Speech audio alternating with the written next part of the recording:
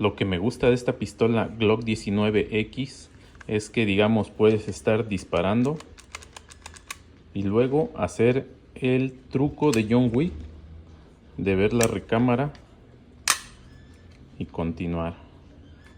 No te pierdas el próximo video review de esta Glock 19 en tributo de las Glock que la marca ha decidido descontinuar, pistolas legendarias que por un simple asunto de modificaciones que las convierte en una subametralladora ya no se volverán a fabricar.